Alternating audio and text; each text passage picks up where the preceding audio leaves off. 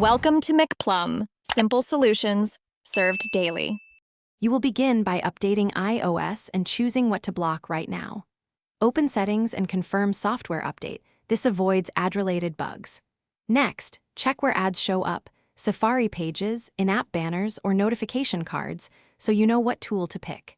Install a reputable content blocker from the App Store or plan to use Safari settings. Once installed, go to Settings Safari Extensions and enable the blocker. This first step stops many web ads immediately and sets the stage for deeper controls.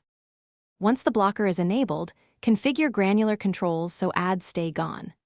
Open Settings Safari and turn on block pop-ups and prevent cross-site tracking.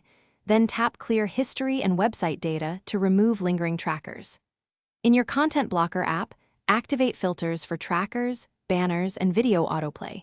Make exceptions only for sites you trust. Also go to Settings, Privacy, and Security Tracking and toggle Allow apps to request to track off to stop ad targeting.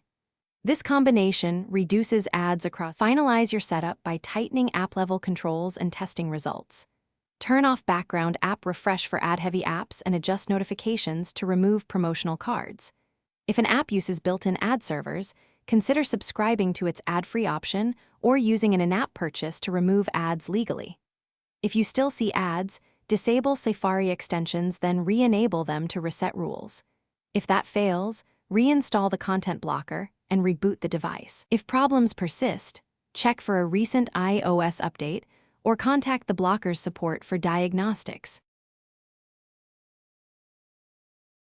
Thanks for watching. Stay juicy and subscribe.